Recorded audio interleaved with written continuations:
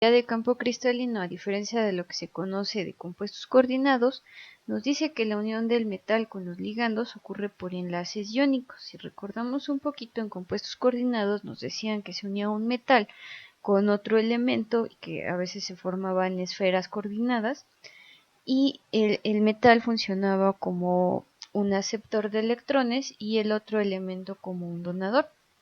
La particularidad de estos compuestos es que se unían a través de un enlace covalente coordinado, lo mismo que conocíamos en Lewis como enlace dativo, es decir, un elemento acepta electrones sin dar nada a cambio y el otro los dona también sin recibir nada a cambio.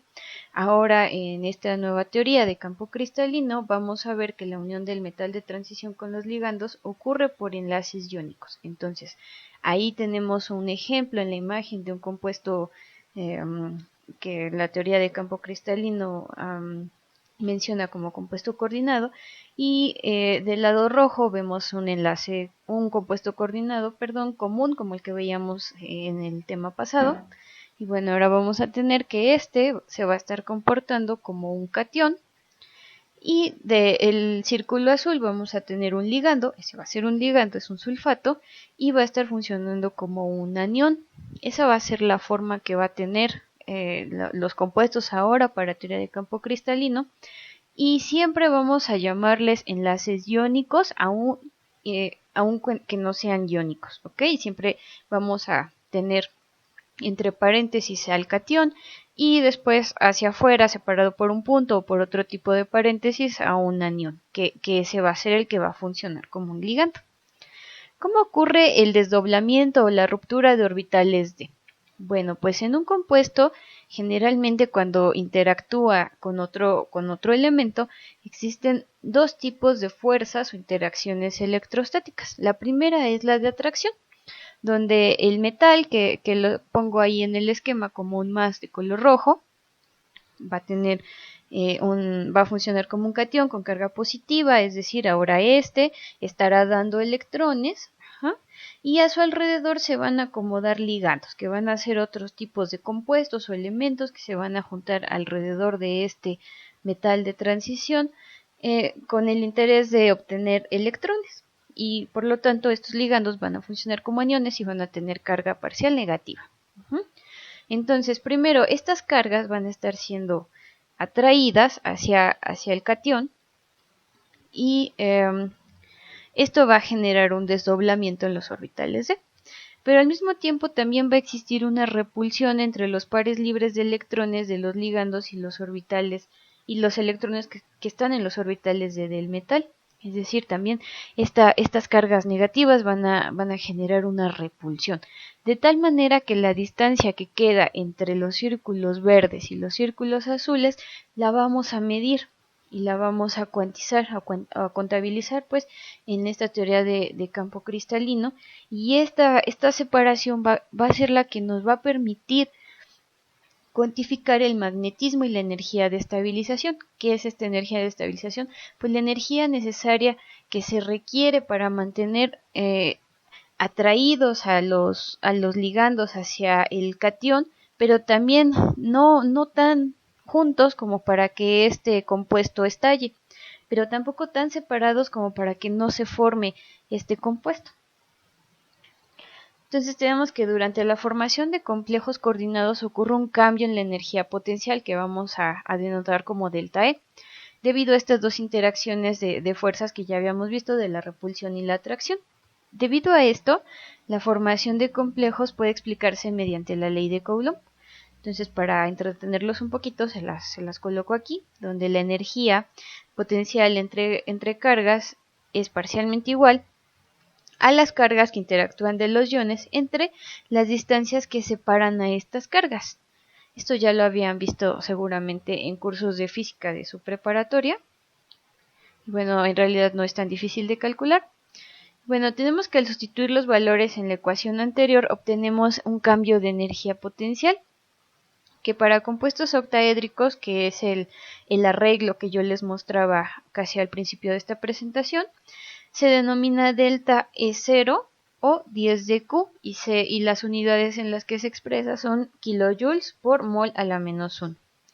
Este cambio de energía, este que calculábamos aquí atrás, este cambio de energía potencial entre cargas, o 10 de Q, es la representación matemática para el desdoblamiento de orbitales en los compuestos octaédricos. Para compuestos tetraédricos y cuadrados planos, que vamos a ver más adelante, tienen otra representación matemática, pero expresan lo mismo. Bueno, se representa de esta manera y se puede calcular con esa ley de Coulomb, pero para entenderla más, nosotros la representamos de forma gráfica. ¿Cómo ocurre este desdoblamiento entonces y cómo se asemeja a esta representación matemática que vemos en esta ecuación? Bueno, entonces decíamos que esta ecuación nos representa el cambio de energía potencial entre cargas que permite tener, si ustedes quieren verlo así, estabilizadas las distancias del desdoblamiento de los orbitales de tal forma que se forme un compuesto y que éste sea estable. Entonces, ¿cómo ocurre? En un complejo de coordinación octaédrico se va a formar por un metal de transición y a su alrededor se le van a juntar 6 ligantes, ¿ok? Tienen que ser 6 para que sea un compuesto coordinado octaédrico.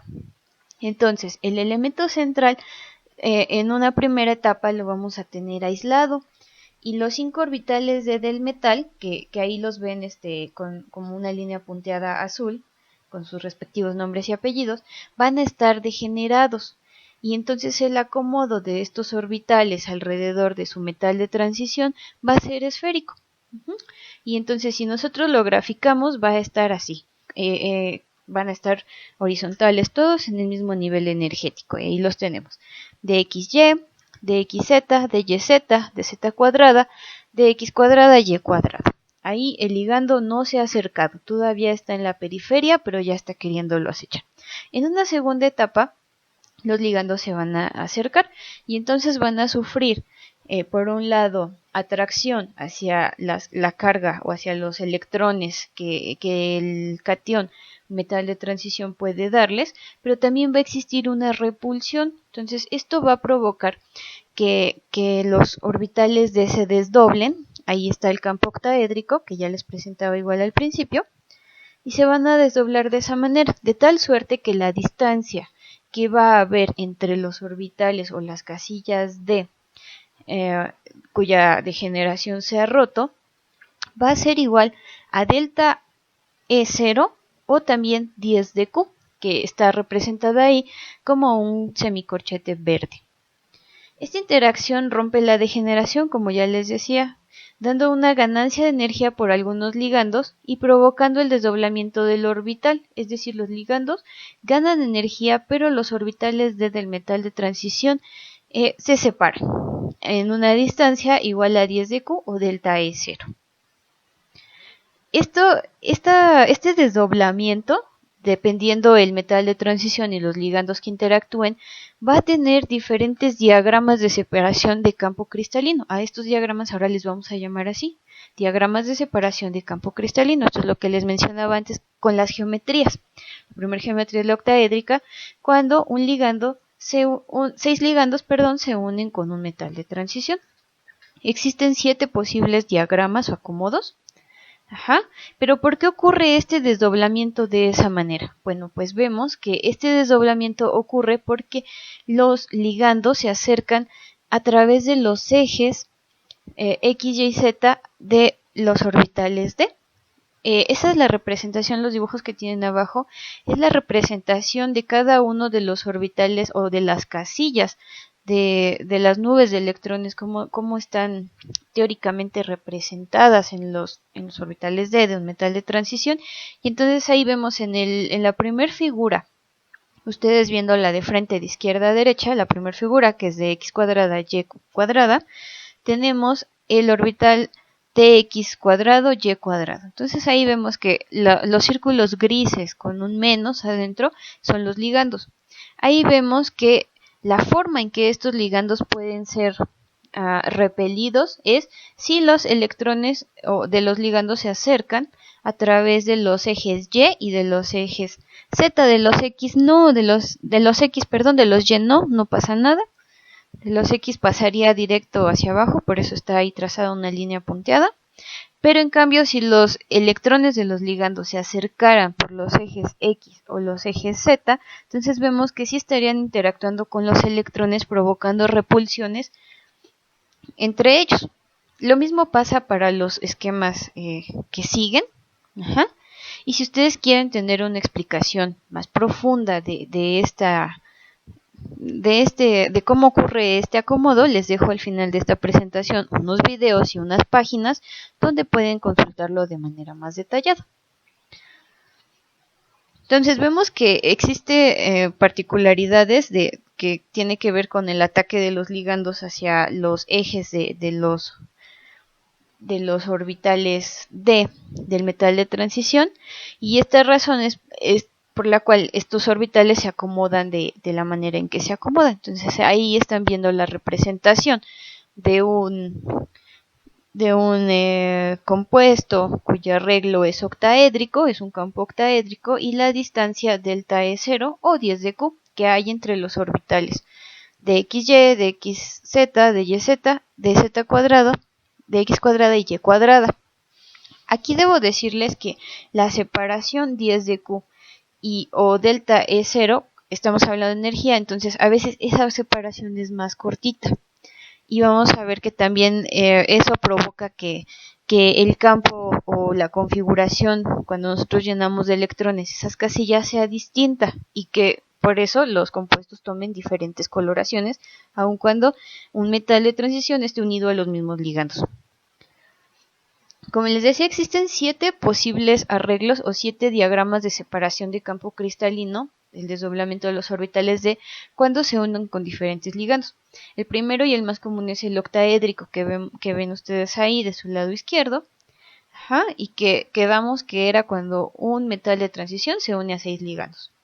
Después tenemos el segundo arreglo posible, que se llama bipiramidal pentagonal, que no vamos a abordar, solamente quiero que lo conozcan, pero no lo vamos a abordar.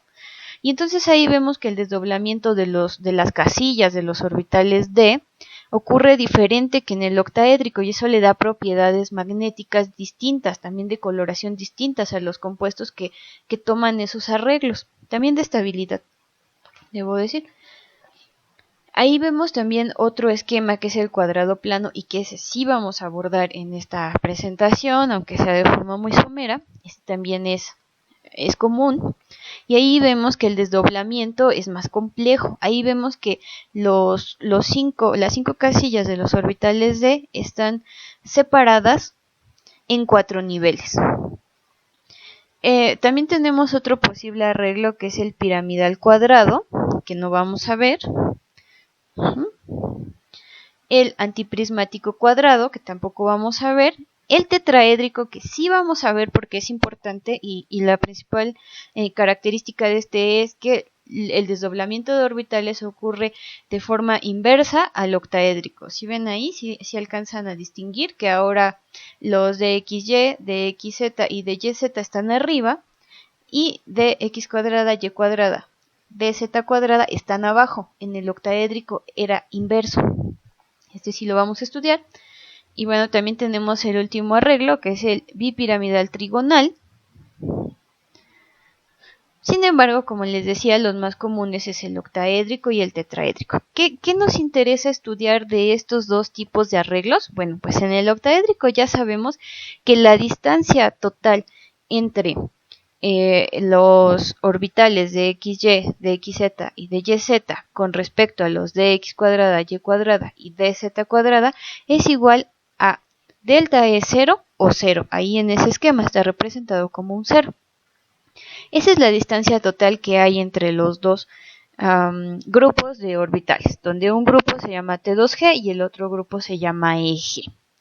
Pero ¿qué sucede si nosotros ahora comparamos la distancia o la separación que hay desde los orbitales que estaban degenerados, que están ahí en el esquema representados en medio como si fuera una línea punteada, con respecto a los dos grupos de desdoblamiento? Es decir, ¿qué pasa si yo comparo la distancia que hay entre los orbitales degenerados hacia el grupo T2G?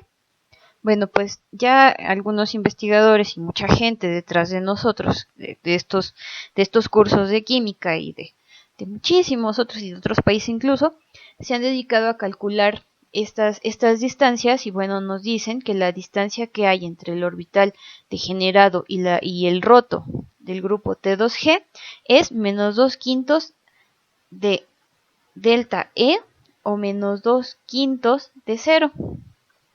Ahora, la distancia que hay entre el orbital o los orbitales degenerados hacia el grupo EG del campo octaédrico es igual a 3/5 de delta E0 o de 0. Ahí lo están viendo representado.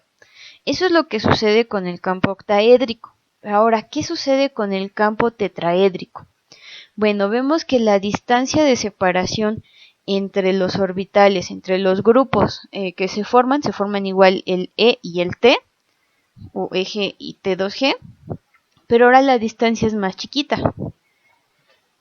¿Pero qué sucede? Que van a tener las mismas características de distancia, solamente que la energía ahora va a estar siendo comparada con respecto a T, que antes era delta E0 o 0, que está representado ahí en el esquema. Ahora se va a llamar T. La distancia que hay desde los grupos de XY, de XZ y de YZ hacia dx cuadrada, y cuadrada, dz cuadrada, ahora se llama T. Y la distancia que hay del grupo E, que ahora está abajo, hacia el orbital degenerado, ahora va a ser 3/5 de T. Y la distancia que hay del grupo T2, compuesto por los orbitales de XY, de XZ y de YZ, va a ser igual a menos 2/5 de T. ¿Y a cuánto equivale delta T o la diferencia o la distancia que hay entre los dos grupos? Bueno, pues equivale a 4/9 de delta 0, del campo octaédrico, o a 0.44 de delta 0. Esa es la equivalencia, la comparación que se hace entre un campo octaédrico y un campo tetraédrico. Ahora, si nosotros vemos del lado izquierdo el esquema donde está un cubo, vamos a ver que sí, que el arreglo físico de un campo octaédrico será el del círculo que está justo en medio del cubo con las esferas blancas. Ese va a ser el arreglo que va a tomar un campo octaédrico. Y si ven ahí son 6 esferas blancas, o sea, si se cumple lo que les decía al principio. Un ligando, un metal de transición que está representado por la esfera grande del centro y 6 ligandos que están afuera representados con esferas blancas. Ahora, el tetraedro, ¿cómo va a ser su forma? Bueno, pues ahí está también. Ahora sigan las esferas negras. Ese va a ser un tetraedro. ¿Cómo ocurre un campo cuadrado plano? Bueno, pues ahora el desdoblamiento, como ustedes ven ahí, es más complejo. Bueno, aquí tengo que decirles que tanto el campo cuadrado plano como el tetraédrico es un metal de transición unido a 4 ligandos. Pero ¿qué sucede? Que el desdoblamiento o el acomodo geométrico de los orbitales D es diferente. En el plano están sobre los ejes X y Y, con respecto al metal de transición. Y entonces ahora el desdoblamiento será como ustedes lo están viendo ahí en su pantalla. Ahora la distancia que hay entre el grupo D compuesto por D, XZ y DYZ hasta el grupo de mayor energía que es dx cuadrada, y cuadrada, ahora esa distancia que hay entre ambos va a ser igual a 1.74 de delta 0. O sea, lo estamos comparando también con respecto al arreglo octaédrico, pero ahora a este delta le vamos a llamar delta SP. Y así la distancia comparativa entre cada grupo de orbitales va a estar cambiando. Esto, por supuesto, le da características distintivas a los compuestos. Pero ¿qué factores son los que influyen en la magnitud del desdoblamiento o en la magnitud de esta energía de desdoblamiento? Bueno, pues en primera, el primer factor que influye es el metal de transición. Todos los metales de transición tienen diferentes números de oxidación o, visto desde la moneda de cambio que son los electrones, diferentes números de electrones que pueden donar. Y este número de oxidación también va a estar en función del ligando al que se vayan a unir. Pero bueno, vamos a ver primero de qué va el metal de transición, cómo es que influye en la magnitud del desdoblamiento delta cero. Bueno, pues el metal de transición tenemos que va a ser el núcleo donde los ligandos se van a anclar, donde se van a pegar. Y entonces el número de oxidación y el volumen de la nube de electrones van a ser las principales características que nosotros vamos a estar observando que van a influir en el desdoblamiento de este campo cristalino o de este campo de orbitales d. Primero, el número de oxidación. Tenemos que al aumentar el número de oxidación aumenta la energía de desdoblamiento. De esta manera tenemos ahí un ejemplito donde tenemos que el magnesio tiene 7 electrones para intercambiar. Entonces en un primer momento tenemos que el magnesio solamente va a donar los 2 electrones que tiene en su capa más externa, que es la 4s. Entonces se va a quedar con un orbital D con 5 electrones. 5 electrones para completar. Y va a tener un número de oxidación más 2. Eso nos va a decir que ahora en nuestro esquema de desdoblamiento de campo cristalino yo voy a tener que dibujar 5 electrones, porque mi magnesio se oxidó con 2 electrones.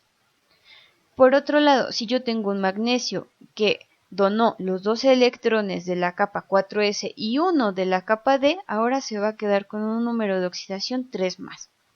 Eso quiere decir que en el orbital d solamente va a tener 4 electrones, y entonces ahora en nuestra representación del desdoblamiento del campo vamos a tener que dibujar 4 electrones. Entonces de esta manera el número de oxidación hace que cambie nuestro esquema de representación del desdoblamiento de los orbitales d.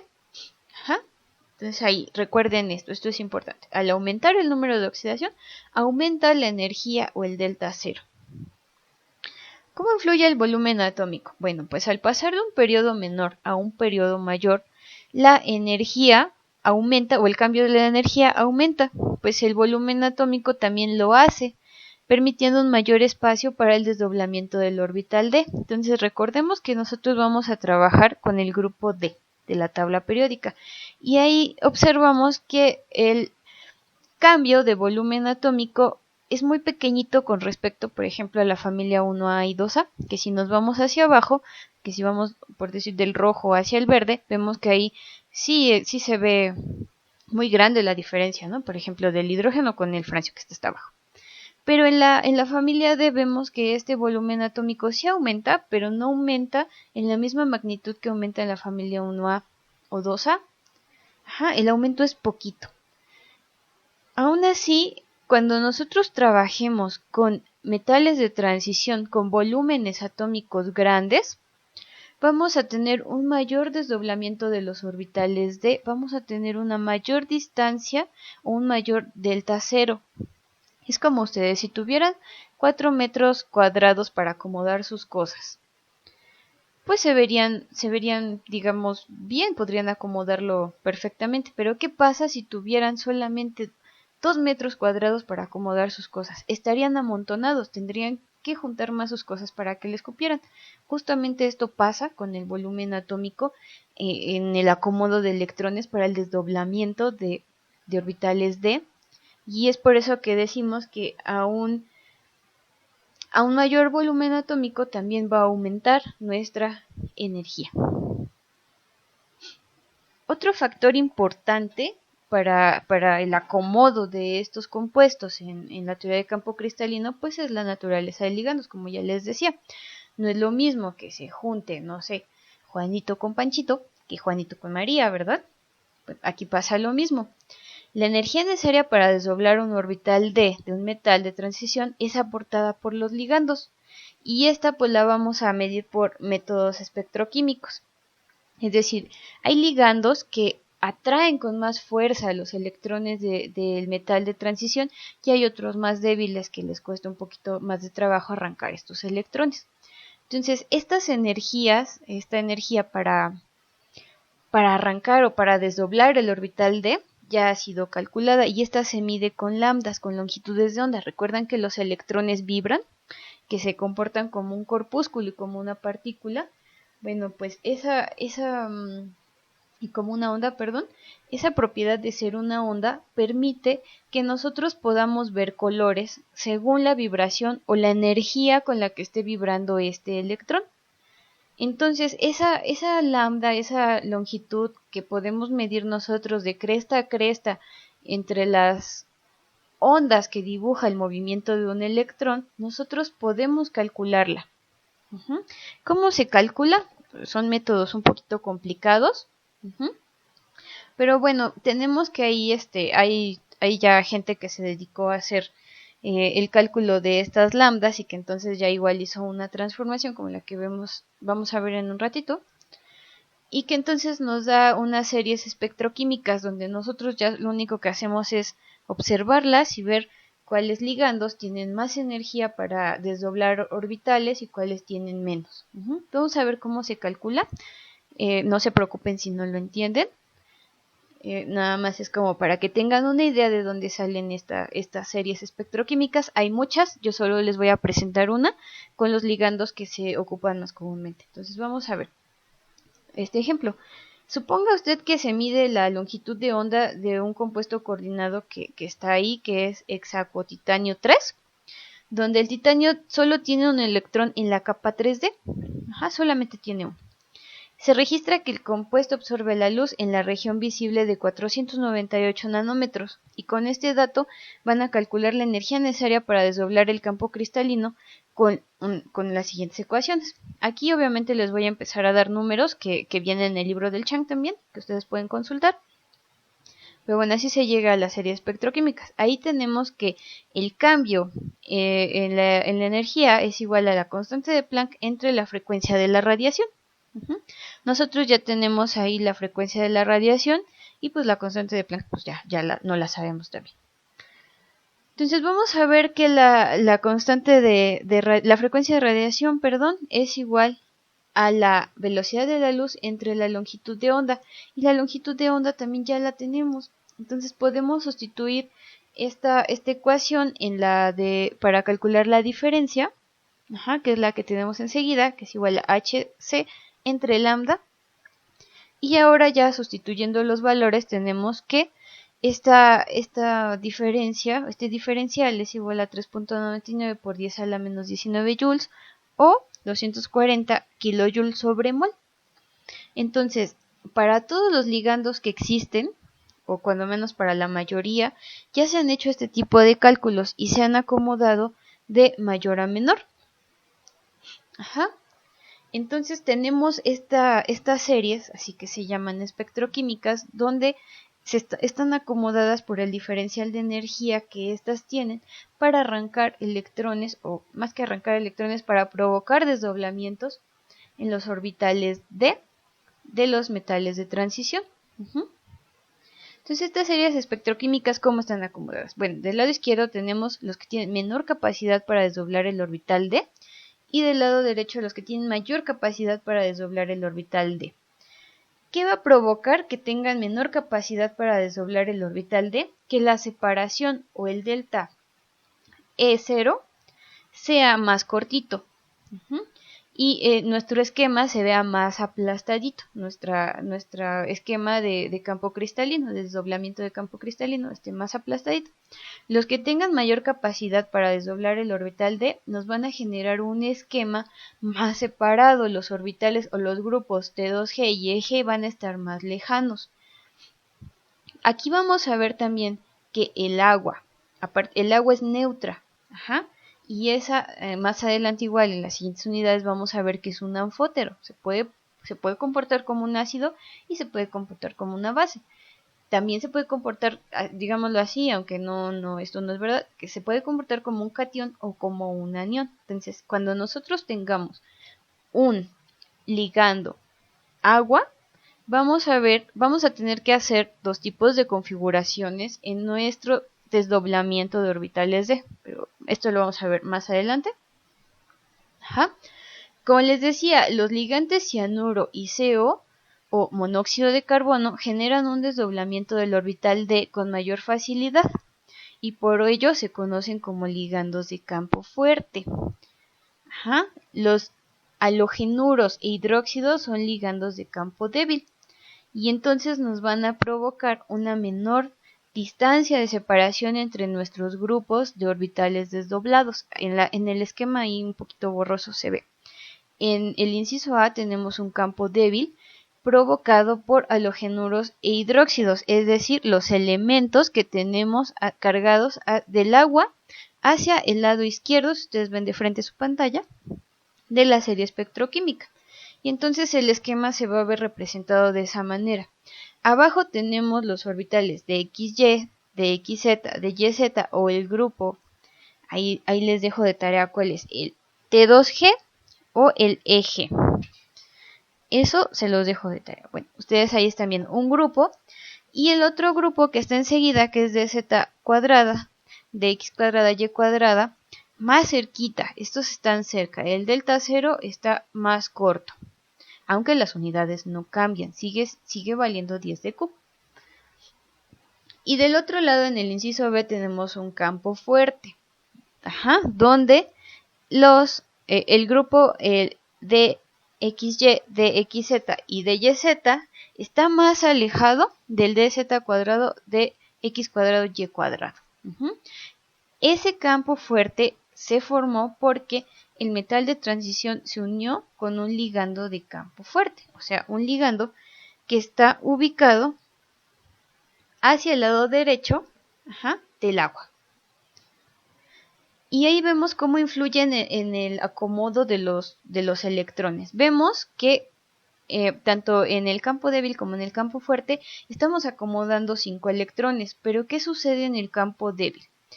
Que los dos grupos de orbitales, el EG y el T2G, están tan cerca el uno del otro que los electrones, cuando se están acomodando, prefieren ocupar casillas vacías y la energía les alcanza para brincar hacia orbitales de una mayor energía.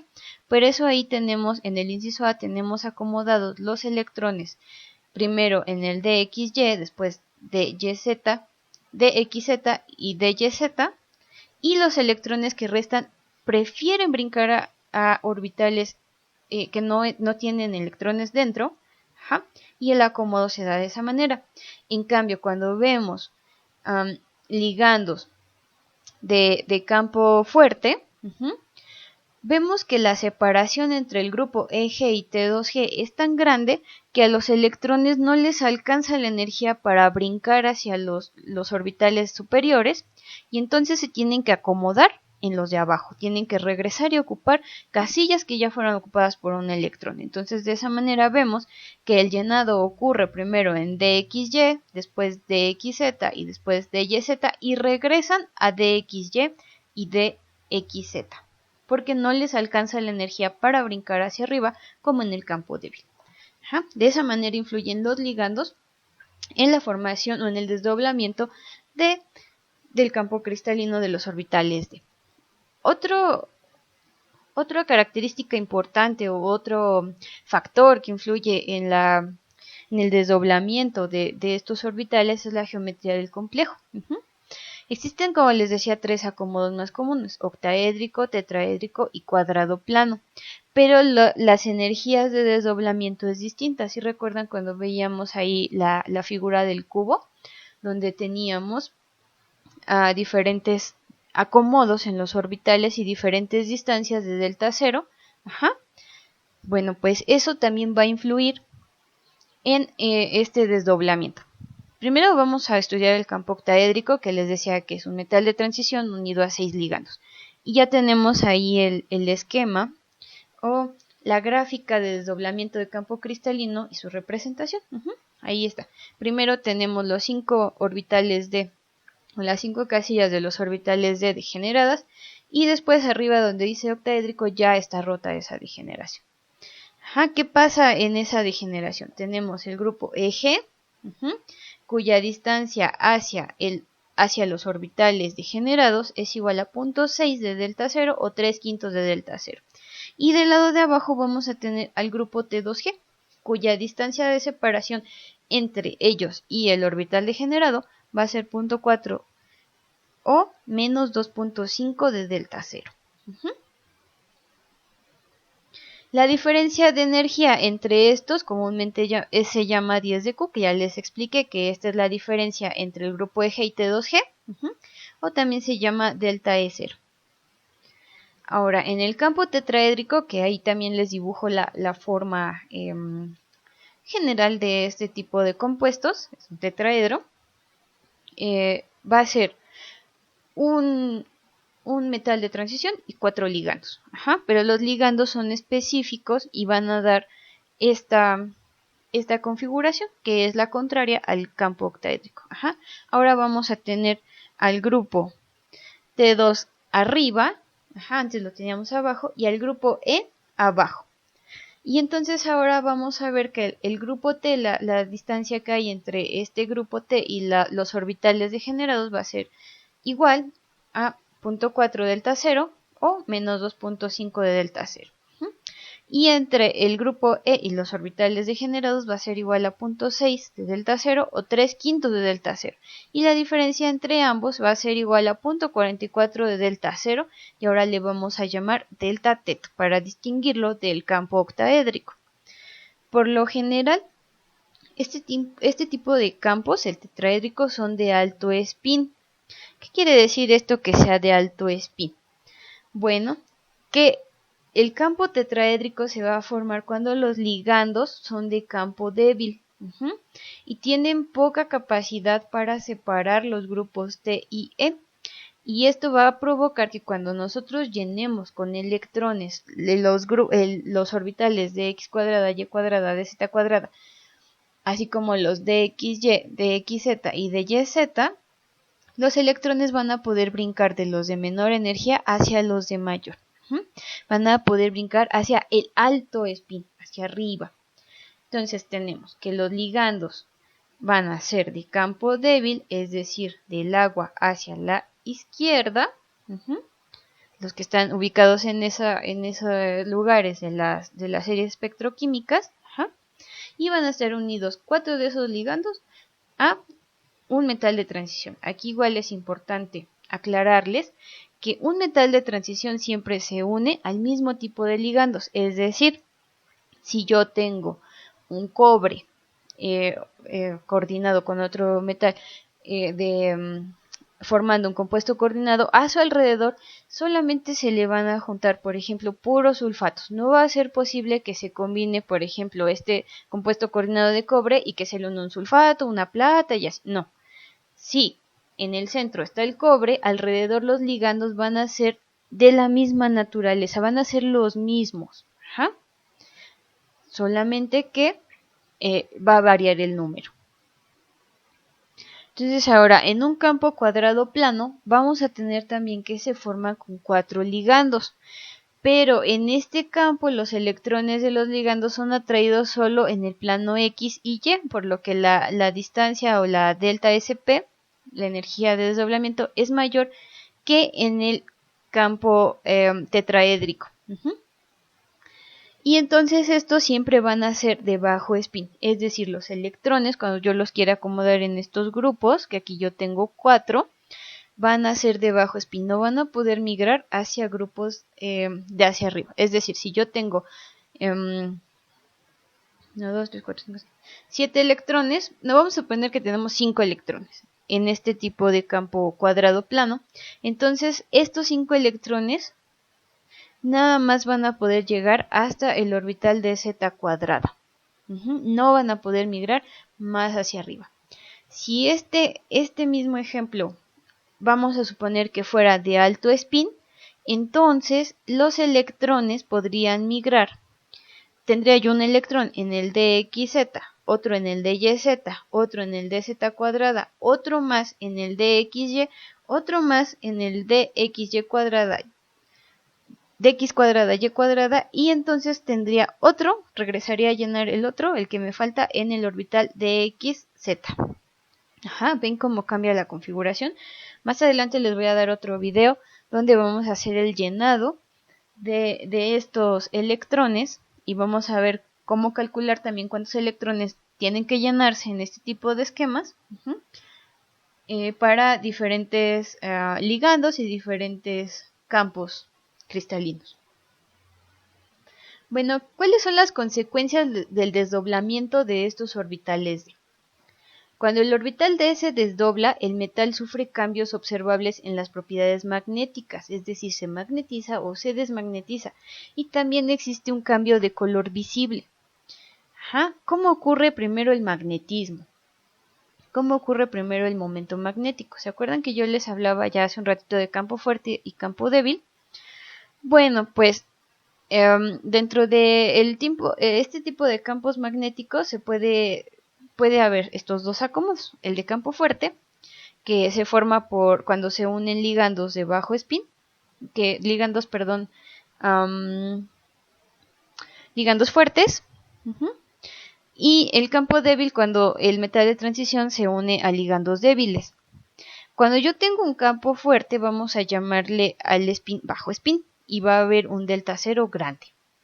Y cuando yo tenga un campo débil vamos a tener un alto spin, es decir, los electrones pueden brincar a casillas que están energéticamente más arriba.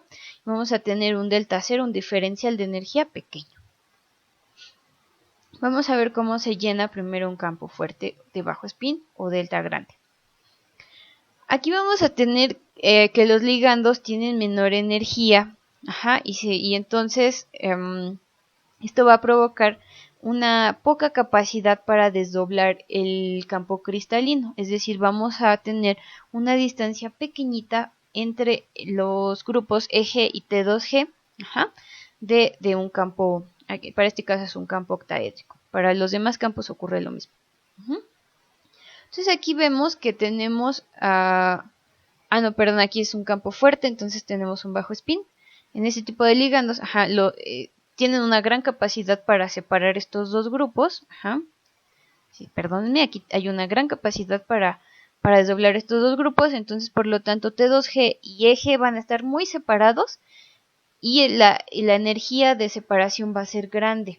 Entonces si nosotros tenemos aquí 5 electrones, los electrones se van a ver obligados a llenar todas las casillas de abajo porque la energía no les alcanza para brincar al grupo eje de arriba.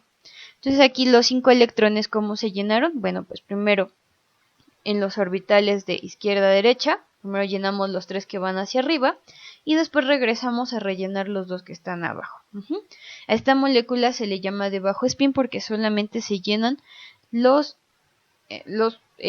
casillas que están abajo que están abajo de la gráfica. Energéticamente son los que tienen menos energía y se le llaman de bajo spin. Ahora, un campo débil o de alto spin, vamos a ver que ocurre cuando los ligandos tienen un campo débil, y ahora sí. Entonces ahora la capacidad que estos tienen para separar o para desdoblar el campo cristalino o los orbitales D es poquita, y entonces vamos a ver un esquema aplastado, es decir, el grupo eje y el T2G están juntitos. Y entonces ahora se le va a conocer también como de alto spin porque los electrones ahora sí les alcanza la energía para ocupar cada uno una sola casilla y brincar hacia las casillas que están energéticamente arriba. Entonces ahora ven cómo llenamos primero de izquierda a derecha y también ya no nos regresamos a rellenar las casillas de abajo porque nos alcanza la energía para llenar arriba. Aquí es importante destacar que en complejos tetraédricos la energía para parear los electrones es mayor que la requerida para rellenar orbitales del grupo eje, y entonces estos siempre van a ser de alto spin. Los grupos tetraédricos casi siempre son de alto spin. Aquí están los posibles arreglos que tendríamos con una misma cantidad de electrones del elemento de transición. Por ejemplo, tenemos una configuración, vamos a ver la configuración donde nos quedan solamente 5 electrones para repartir, es decir, que nuestro metal de transición nos queda con D5, en el orbital va a tener 5 electrones. Entonces, cuando tenemos alto spin o bajo campo, que quedamos que es cuando el ligando al que se une el metal de transición es bajo. está del lado hacia la izquierda, no tiene mucha energía para desdoblar.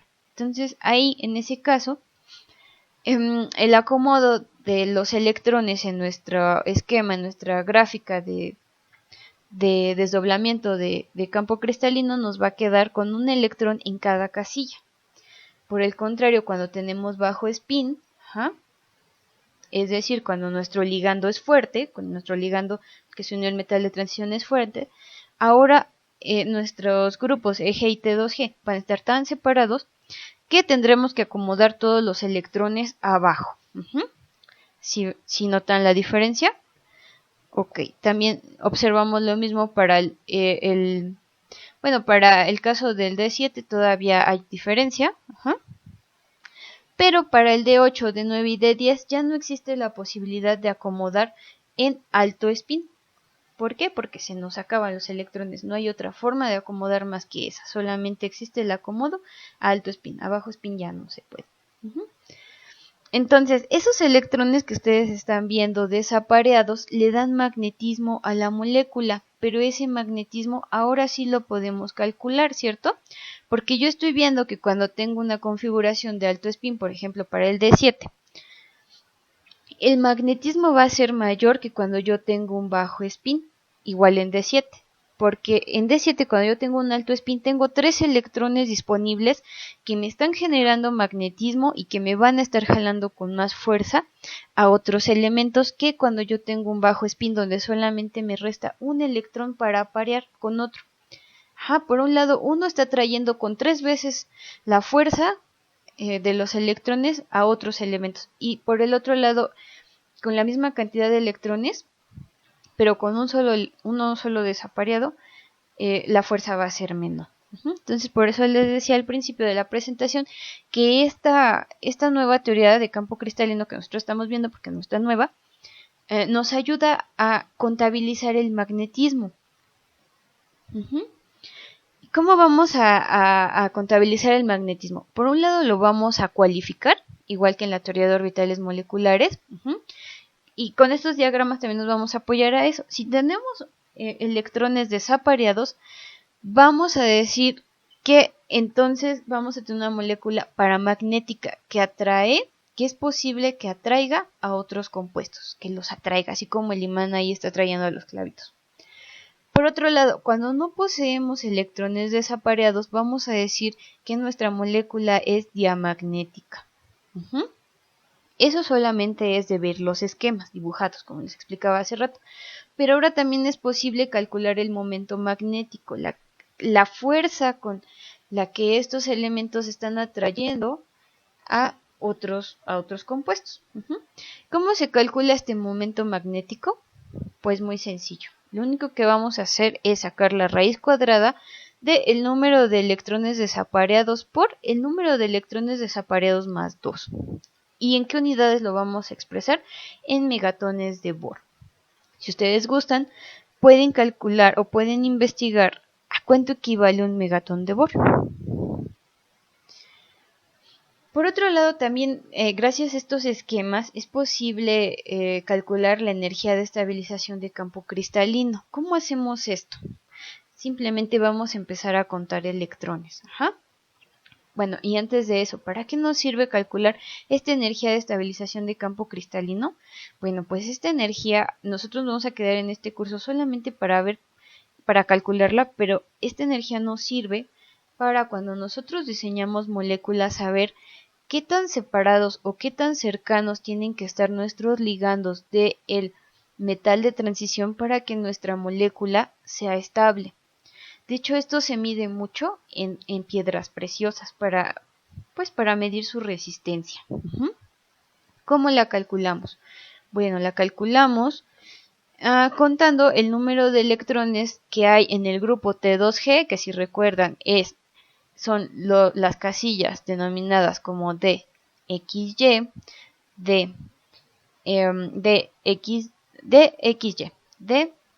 DXZ y DYZ. Por menos 2/5 de delta 0, que esta va a ser una constante, más el número de electrones que hay en el grupo EG, que son los que están para el grupo octaédrico arriba, por 3/5 de delta cero más los orbitales apareados o la energía de apareamiento. Es decir, para calcular los orbitales apareados o la energía de apareamiento, vamos a contar el número de orbitales que tengan 2 electrones dentro. En el siguiente video vamos a hacer ejercicios para graficar diferentes compuestos cristalinos o compuestos coordinados bajo esta teoría de campo cristalino. Vamos a calcular el magnetismo, el momento magnético, la energía de estabilización de campo cristalino.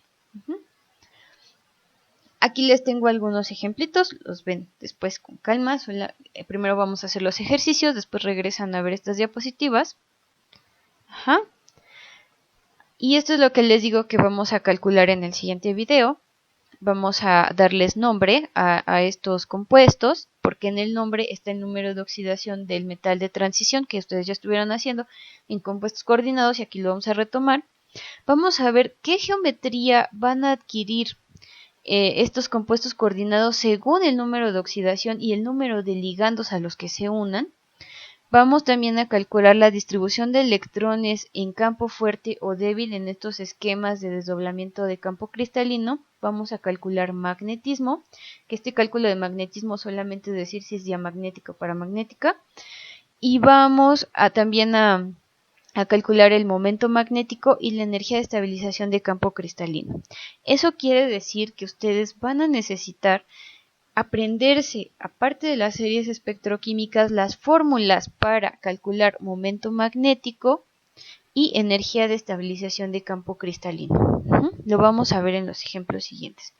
Para terminar esta presentación, bueno, ¿cómo es que la teoría de campo cristalino explica la coloración de los compuestos? Ya más o menos vimos que según el desdoblamiento de los orbitales D, ocurre una refracción, una difracción de luz. ¿Y esta luz qué provoca? Bueno, pues esta luz provoca que los electrones se exciten. Y como son los electrones que quedan en la capa de valencia, son los primeros que reciben el estímulo de luz. Entonces, este estímulo de luz lo que provoca es que estos electrones se exciten y que se empiecen a vibrar en una longitud de onda específica que emite una coloración. Y esto hace que nosotros observemos colores en este tipo de compuestos coordinados y en otro tipo de compuestos. Ahí estamos viendo como en la animación la luz llega, incide en el electrón, lo excita y este cambia hacia un nivel de energía más fuerte y entonces nosotros vemos una coloración.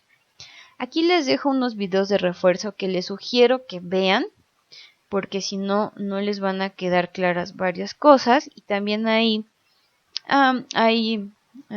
digamos, ejercicios que les pueden ayudar a resolver lo que vamos a estar haciendo y dejando de tarea.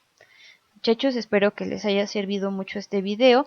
No olviden ver el video también de ejercicios, que también les voy a dejar en la misma carpeta, para que, pues bueno, esperemos